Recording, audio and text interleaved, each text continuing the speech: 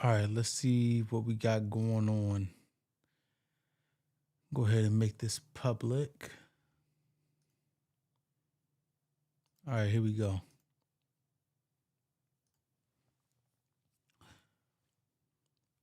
All right, so we're live. Today we're going to be talking about Marjorie Taylor Greene. And I know this happened Friday. Things move very quickly in the media, in the news. So I am a little late to the party, but I'm fashionably late, not obnoxiously late. So we're just going to get into it as if I talked about this Friday, right? Or Saturday. So Marjorie Taylor Greene has decided that she is going to step down, right? She's in the House. She represents a district out in Georgia.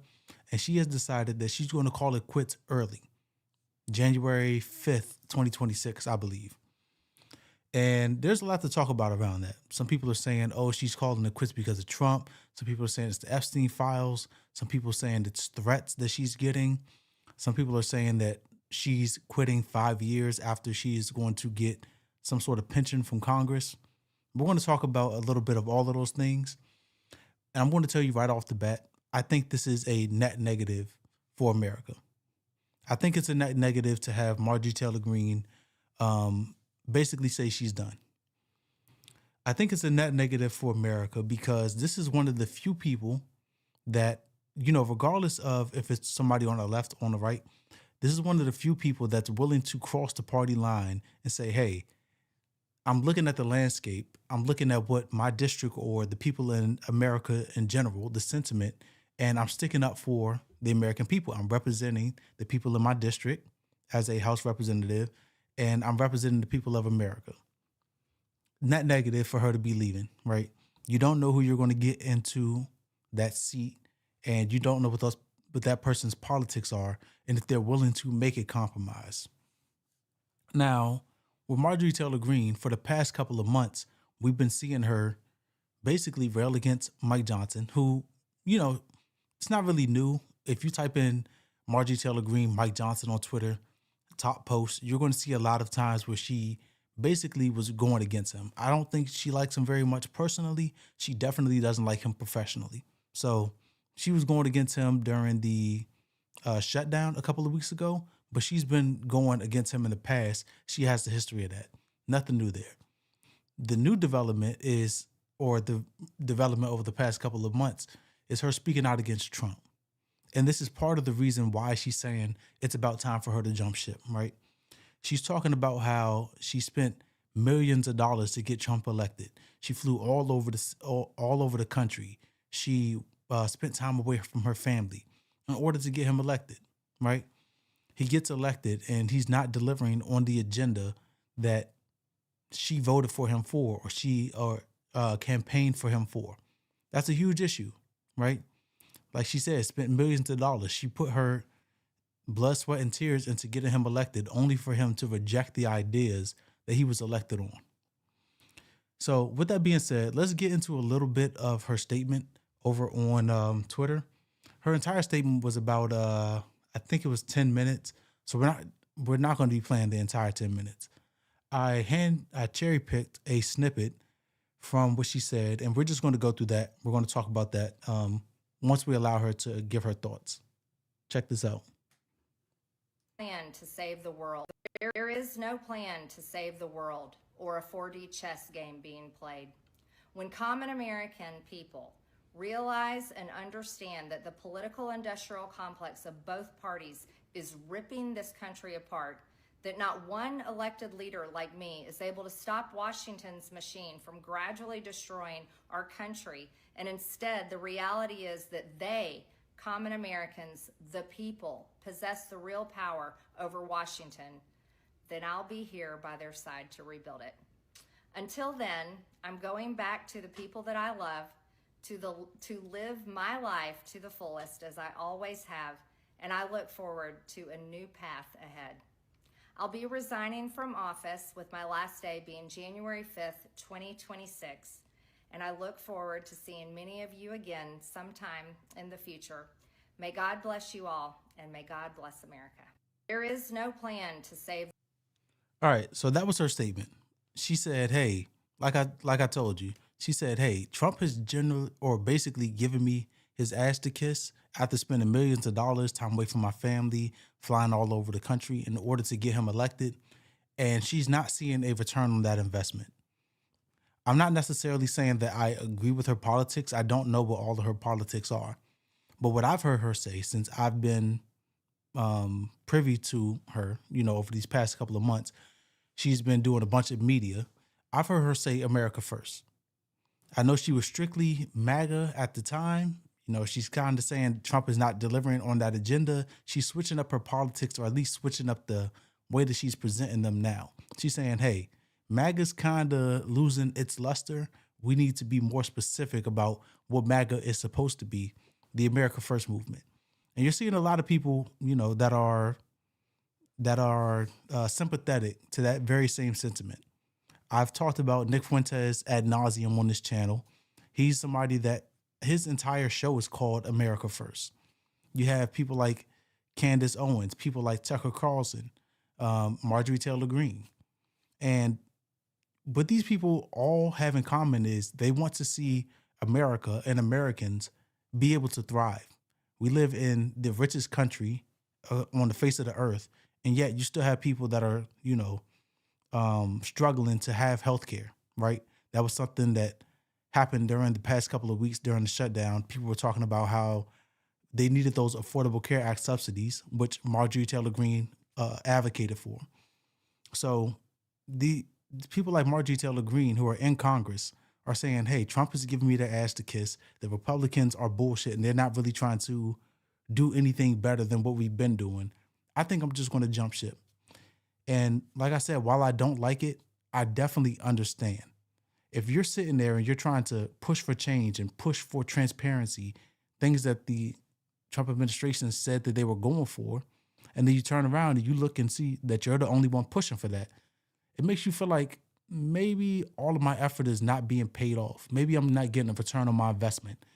And she said at the end of her statement, basically, hey, when you guys are ready to stop playing games and move forward with actually doing real change, then I'll come back. She said that she was an average citizen looking at the landscape. She didn't like what she was seeing. She said, okay, you know what? If you want to do something, if you want something done, you have to do it yourself. So she became a congressperson. She went to the House. She was representing her people. She thought that she was going to get whatever it is that she wanted out of the Trump administration. Turns out she's not getting it. So that's where we are with Marjorie Taylor Greene.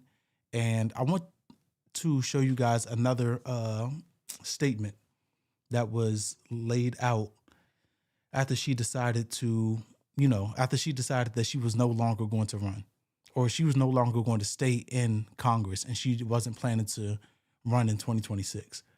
So somebody cherry picked a piece of her statement, which was written as well. And I want to show you guys that because I want to talk about this. So it says, I'm sorry, but all the comments about Marjorie Taylor Greene being a real one just fall flat. She has never done anything for the pure motivation of service. Her every action is self-serving and chasing headlines. Even her statement about resigning is complete contradiction. If she really had a spine and really thinks she can win, she would fight that primary and take a stand for conservative values, even if she was in the majority. This is a publicity stunt and nothing more than her giving up. This statement makes zero sense publicly. So this is her written statement, and this is an excerpt from here. It says, I have too much self-respect and dignity. I love my family way too much, and I do not want my sweet district to have to endure a hurtful and hateful primary against me by the president we all fought for, only to fight and win my election while Republicans will likely lose the midterms. I don't necessarily know if this was included in her. I think this was included in her longer statement, the 10 or 11 minute one, where she talked about, hey, at some point, if we do win or if we do lose, we're going to have to advocate on Trump's behalf. And Trump is not advocating on my behalf. Trump is having a falling out with me because, this was mainly over the Epstein files. That's when he really ramped up his rhetoric against her. But she's saying, hey, I'm not willing to put my neck on the line and keep backing this president when the things that he's doing are against what I personally believe, against what the American people want and against what my district wants, who I'm here to represent. And then for you to turn around and bash me and call me Marjorie Trader Green, it's just disrespectful. It's disrespectful to the effort that she put in. Some people don't share that sentiment. Some people feel like, oh, well, she is a traitor to whatever the MAGA movement is. Some people feel like she has been grifting by going on all of these different podcasts and these shows, including The View. And some people, are in the same camp with me. They think that Marjorie Taylor Greene has looked at some of her views, looked at the American landscape, seen where the tide is heading, looked at her own family and said, hey, I might be on the wrong side of that. I might be on the wrong side of some of these issues. So that's how I see it with Marjorie Taylor Greene. I welcome people crossing the aisle. I talked about on this channel, including another video about Marjorie Taylor Greene, where there was a video I did where ALC was talking about how Marjorie Taylor, I almost called her Marjorie Trader Green, how MTG was grifting and she can't be trusted and all of this stuff. And I said this about MTG. I said this about Candace Owens, Nick Fuentes. It doesn't matter where you guys disagree. It matters where you guys agree, and it's about using that sliver of the Venn diagram to push whatever it is that you're trying to push, right? So people that want to argue, oh, well, she's only doing this for attention, or she's doing all of these left-wing views in order to get on some sort of podcast to get attention, whatever the reason that she was doing it, leverage that. Use that to your advantage if you actually believe the things that you believe that she's finally aligning with. Use that to your advantage. Say, hey, you have this person that used to support MAGA and they're now supporting this agenda that I also agree with. But, maybe I got it all wrong. I'm not in Washington. I'm new to this. So maybe some people have been doing it longer and they just don't see it that way. But in my opinion, if you see Marjorie Taylor Greene starting to align with some of your policies, you don't chastise her. You leverage that in order to, everybody is in the world to be useful. You're in the world to be useful. I'm in the world to be useful. Nobody wants to be useless. So if Marjorie Taylor Greene can be of use to your cause, then you guys can go further together, right? Now, let's see. I want to see if there are any responses. Oh, there was literally no responses to that one that I was just talking about. But we're going to move on. I want to talk about these foreign accounts. So if you have not been on Twitter, Twitter has rolled out a new feature.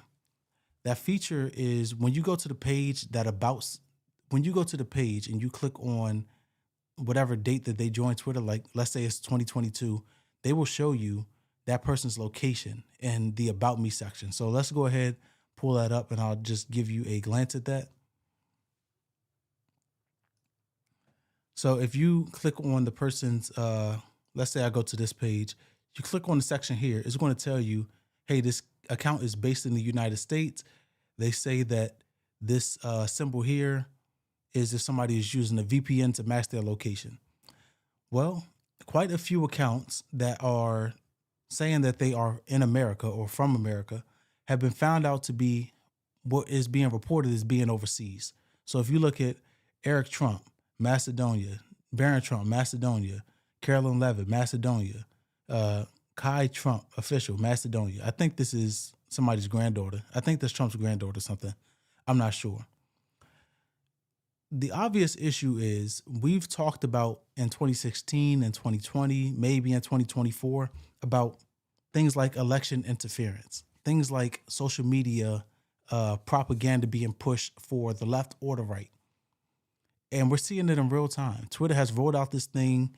It's showing you where this information is likely coming from, where these pages are likely tweeting. And what we've been seeing a lot is the location of like India. I know this one said Macedonia, but we've been seeing a lot of India or Nigeria. And obviously the concern is, hey, if these people are outside of the American political constituency, and they have so many tweets and so many followers, what kind of influence are they giving to the American people in order to vote? And it's obviously a lot. There are many of these pages that are not based in America that have, you know, tens of thousands, hundreds of thousands, maybe even a million followers and subscribers. And those people are pushing their ideology or a certain type of ideology that they want on the American people. Now, I'm going to be completely honest. I'm not trying to cause a stir in on the channel, but a lot of these are like MAGA or right leaning pages. And what people are saying is, hey, this is the low hanging fruit. These are the people that are easily tricked, easily swayed. I'm not saying that that is the sentiment that's been on a lot of the comments, a lot of the quote tweets. So let's go ahead and check out some of the responses that they have down in the comment section. Okay, so this one is from Safety Swipe. It says left agitators are far worse. This is the anonymous. I don't know if you guys ever seen this. You're Anon Central. This guy, he had a response and he was like, yeah, I use a VPN. Like, I don't want people to know who I am. So it says anonymous. He's trying to be anonymous. He's pointing out, like, I obviously use something to mask my identity, right? I don't want to be discovered. This is Alice Cole. I've seen this dude a bunch. They're saying that he's based in Canada. That may very well be true. It doesn't matter if you're, in Asia. It doesn't matter if you're somewhere else in the Middle East. It doesn't matter if you're up in Canada. You should not be influencing American politics. I'm sure all of these places have their own problems that are substantial and significant. And to have an outside influence on our politics, on our culture, it is not very helpful to us. We've got to solve our problems internally. Like in your house, you don't start asking people outside of your house for what decisions should be made with you and your family. So why do people that are outside of America or not Americans at all feel like they need to weigh in on our politics and influence the ideologies that are prevailing in our society? I don't understand it. But it's certainly something that has been the talk of the town, at least a decade, at least since 2016. So you guys can let me know what you think. I think it's a huge deal. And I think it's embarrassing for the American political scene. But I do salute Elon Musk or whoever on Twitter decided that this feature needed to be pushed out, because it gives us a little bit of insight on not only the fact that we are being influenced, but where these people are influencing us from. And then we can start to ask why. Who's going to benefit from the misinformation or the narrative that's being painted by a certain region, right? Doesn't matter where it is. Doesn't matter if it's up in Canada. Doesn't matter if it's in Europe. It doesn't matter if it's in the Middle East. Americans should be the only people with direct input on what happens or the ideologies that influence our culture, because we have to live it, right? We have to suffer the consequences or bask in the success of our elected officials. So I just don't like it. Okay, this is another one that says how teens in the Balkans are duping Trump supporters with fake news. Another one that says Macedonia here.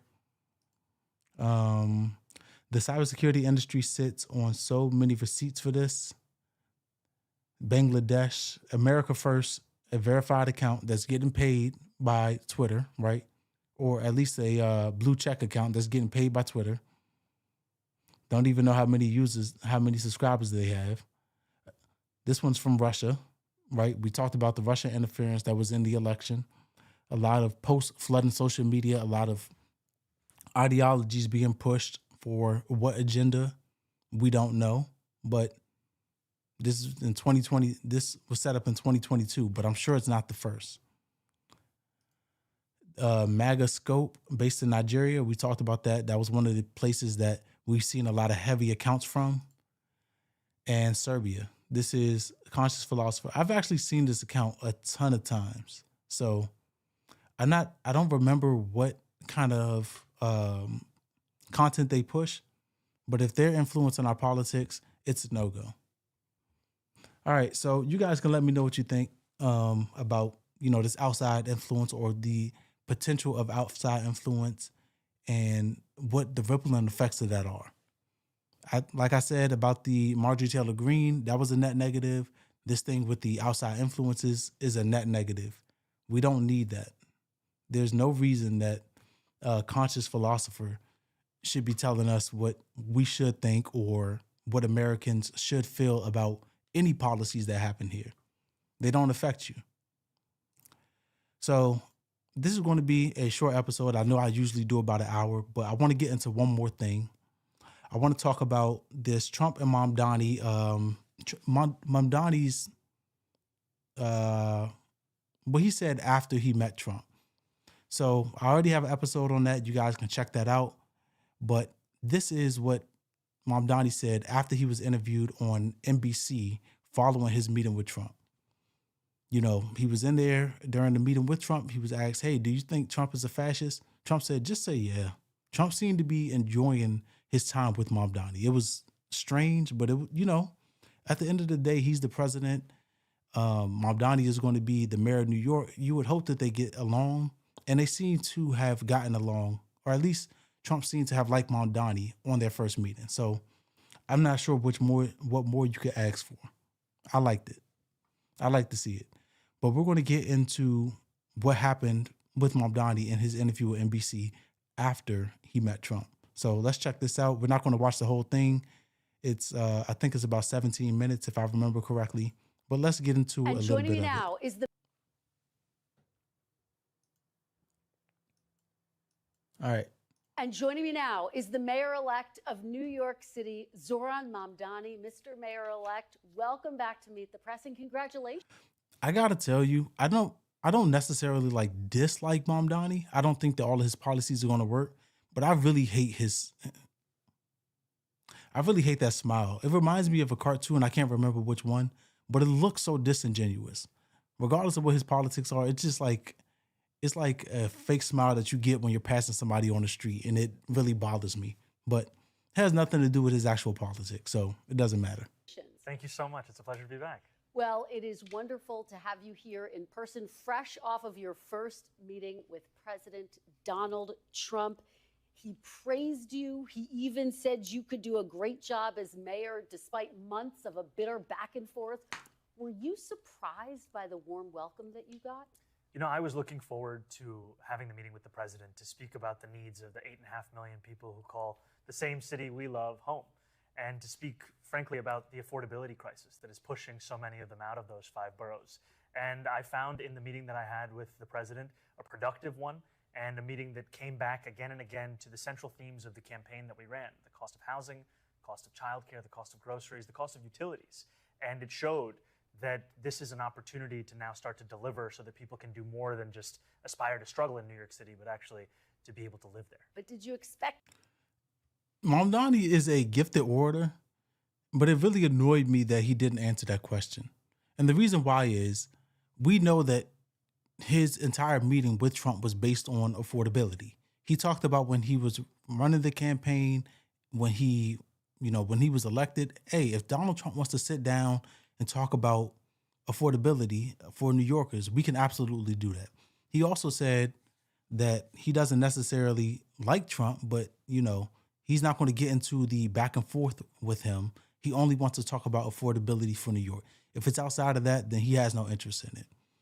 But I was curious what his idea was, just as a viewer, not just somebody that lives in New York or anything, but I would have liked to know, how did you feel after you had met Trump in person? But, he's saying that his only intention is to deliver for New Yorkers on affordability. That's all he wants to talk about. He doesn't want to talk about the niceties that they exchanged or the insults that they exchanged. So, like I said, the only insight that we have on the relationship is Trump standing, or Mamdani standing next to Trump looking at him in adoration, basically. But I would have liked to know what his actual feelings are after the meeting. So that was a bit annoying as well. To be so chummy, what was going through your head when you were standing there? I thought again and again about what it would mean for New Yorkers if we could establish a productive relationship that would focus on the issues that those New Yorkers stay up late at night thinking about. Because so often in our politics, we try and tell people what they should be worried about, what they should be concerned about. But when you actually ask New Yorkers and you listen to them, you hear it come back to the issues that animated not just the conversation the president and I had with the press after our meeting, but frankly in the meeting itself. It was a conversation where we spoke about the need to deliver on this agenda.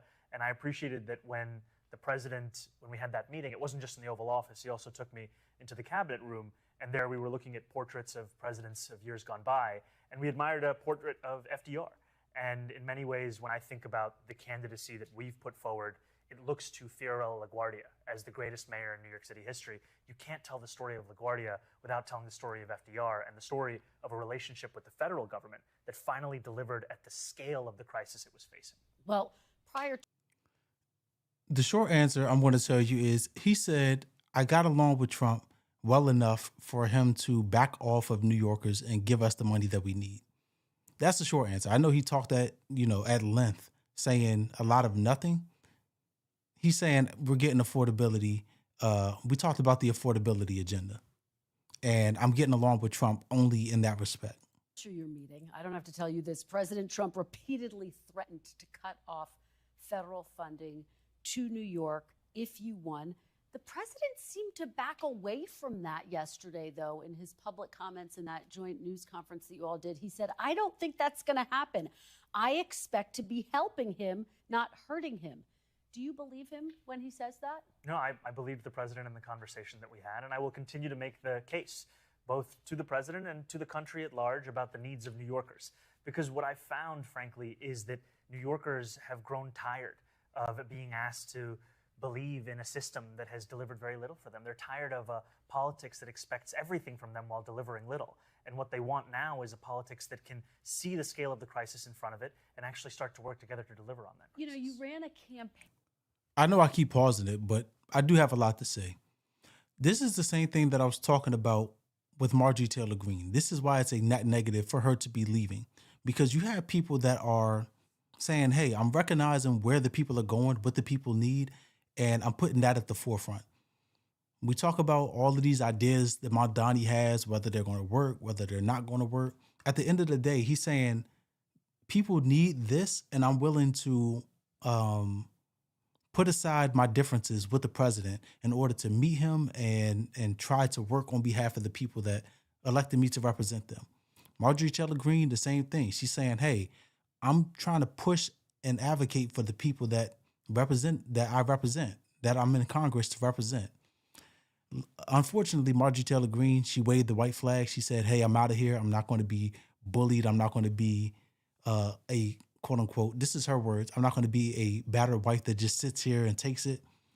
But this is the type of politician that we need, regardless of if you like their agenda. They're saying, hey, I'm not going to be beholden to anybody outside of the people that I represent. So I like it from Mamdani. I liked it from Marjorie Taylor Greene, and we need more of it. We need an entire wave of this type of politics going into the future. Though, saying that President Trump had not delivered on his promise of affordability. Did anything that happened in that meeting make you think, yes, he can deliver on that promise for Americans, for New Yorkers? Well, I spoke to the president about the fact that while our campaign technically began on October 23rd last year, for many people, they became aware of it after the president won his election. And when I went out and spoke to New Yorkers, asking them who did they vote for and why, in two neighborhoods that swung most significantly towards the president. This was Fordham Road in the Bronx, Hillside Avenue in Queens. And I shared with the president that when I asked those New Yorkers why did they vote for the president, they told me again and again it was cost of living, cost of living, cost of living.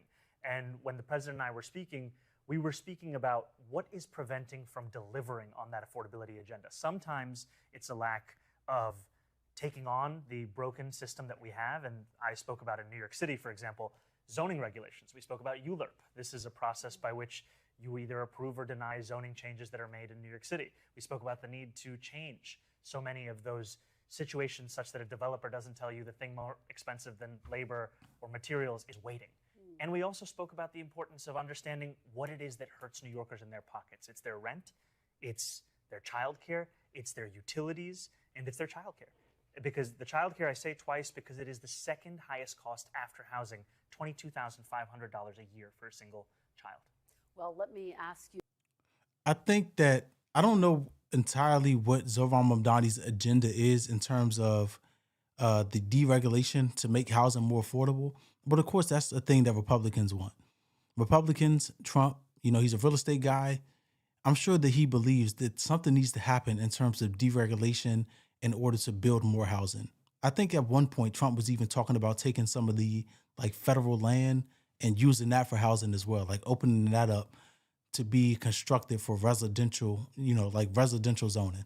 So I feel like if that was part of the conversation, like doing some sort of deregulation or helping cut some of the red tape and push construction through, that's obviously something that Trump is going to be, that he's going to greenlight, that he's going to try to expedite for Mamdani, because that's something that Trump wants. It's going to help him. He does business in New York. He has, I don't know if he still has properties up in New York after his case, but that's something that is on his agenda as well, getting more property built. So I can see why Trump is saying, hey, he may surprise some conservatives. He may win over some people. So we got to see how it goes.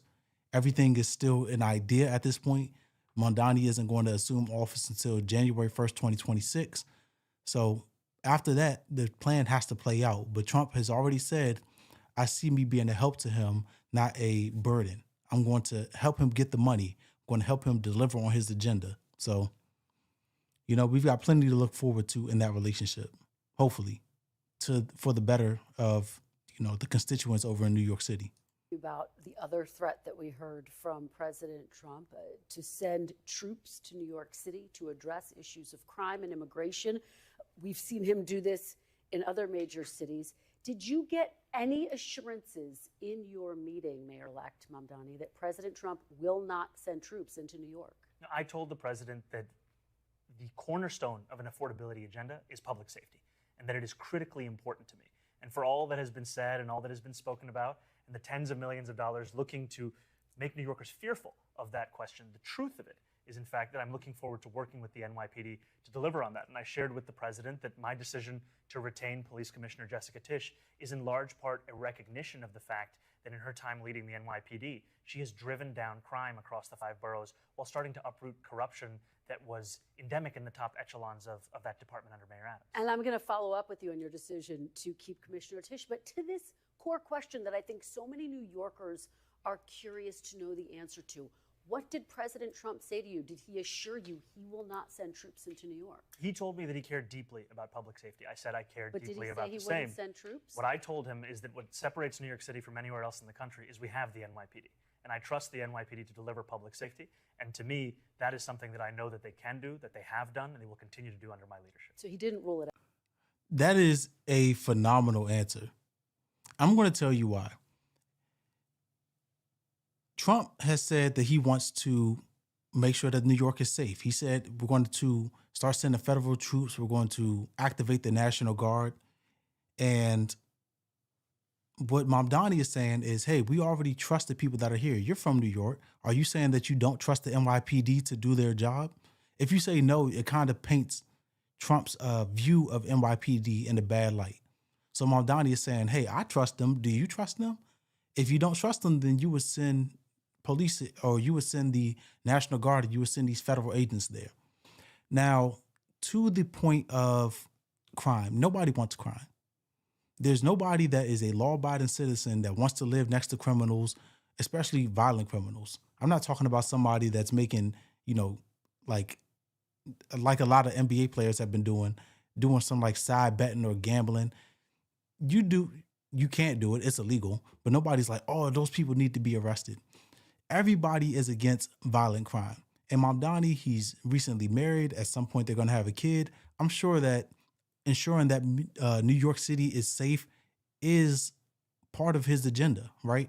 So I like that Trump is looking at him, looking at his idea and saying, okay, I'm going to trust you and what you said in your agenda, and we'll see how it plays out. Now, Trump has said we haven't fully ruled it out, but we don't need it at this point.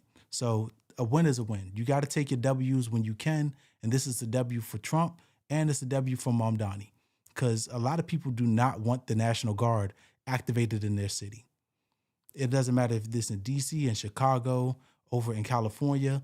We've seen the anti-ICE and the anti-immigration task force protests. So it's a losing bet for the Trump administration. And he's saying, hey, we don't need them in New York right now. We'll just do what we can with the NYPD. Out in your meeting. I made it very clear what we wanted to do was to deliver public safety and affordability, and the NYPD would be the ones to do so. In that press conference with President Trump, a reporter asked you whether you believe that President Trump is in fact a fascist, a word that you've used in the past. You were about to answer, then President Trump sort of jumped in and he said, quote, "That's okay, you can just say yes. It's easier than explaining it." So, Mr. Mayor-elect, just to be very clear, do you think that President Trump is a fascist? And after President Trump said that, I said yes. And So you do? And that's something that I've said in the past. I say it today. And I think what I appreciated about the conversation that I had with the president was that we were not shy about the places of disagreement, about the politics that has brought us to this moment. And we also wanted to focus on what it could look like to deliver on a shared analysis of an affordability crisis for New Yorkers. You've also said in the past that President Trump. All right, so I'm going to give you my final thoughts. We're going to leave this there. I did think that was super interesting when Trump basically said, hey, just tell him you think I'm a fascist. Trump is like, I don't care about anything else. Me and you were friends. You're good in my book. Just, as long as we get along, you could tell the press whatever. And that was super interesting. I didn't think that Trump was going to take the approach with Mamdani that he did. I thought it was not necessarily hostile. At the end of the day, he is the president. This is a leader in the country that people voted for. So I didn't think there was going to be hostile, but I did think that there was going to be a little bit of contention between them. Trump seemed to like Mamdani. Mamdani seems to be a stick in the mud. He's like, hey, I'm not moving on my idea, Trump, but it is what it is, right? Hopefully the people of New York get what it is that they voted for in the most positive way possible, right? Hopefully they get what they voted for, but it's to be seen. I think that is where we're going to wrap it up for today. We talked about Marjorie Taylor Greene. Like I said, I hate to see her go. I hate to see somebody that is very principled or has been on the right side of the issues over the past couple of months, hang it up, wave the white flag, and call it quits. I do understand if she feels like she's getting a lot of pressure from people on the right that are not necessarily agreeing with her. Now that she's kind of broken ranks with the Republicans and Trump, I do get that she's been getting a lot of threats. I do get that she feels like Trump is giving her his ass to kiss because she spent all of this money and time away from her family and she campaigned for him and she was a supporter of his. I get it 100%, but I do think it's a negative for the country because somebody is going to get in there, somebody that doesn't have the same integrity or the same politics, and they're going to run it into the ground. That's typically the way it goes, right? The Twitter accounts. We talked about the Twitter accounts, the bunch of fake Twitter accounts that are overseas that are prominent in influencing the American political ideology. Huge problem. I'm glad that this feature was implemented. I don't know how many people are going to necessarily be checking on a regular basis, but I do know for sure there's a bunch of accounts that have been deleted. People that got caught, they said, oh, I'm out of here. They deleted their account. Good riddance. We don't need you. Especially if you're talking about American politics and you're not an American and you're not living in this country, you have no place to influence our ideologies. And Mamdani, like we said, I've talked about him ad nauseum. We'll see if his ideas work out, but I do respect the fact that he met with President Trump. They had a good conversation, and Trump absolutely was on the... He just loved Mamdani. It is what it is. We'll see how that goes. Everybody's going to be keeping their eye out for it, especially because Mamdani was already a superstar, right? So people are already watching for him, but also we're going to be just seeing how that relationship develops. Is Trump going to continue to help Mamdani? Is he going to get in the way? It's a lot of time between now and the future. So we'll find out sooner than later. If you have been watching, I appreciate you. If you would like a hat, there will be a link down below the video that shows you the product. You can go over to the website, copy you a hat. There's also a shopping tab on the YouTube page. And I appreciate you guys. I will catch you the next time.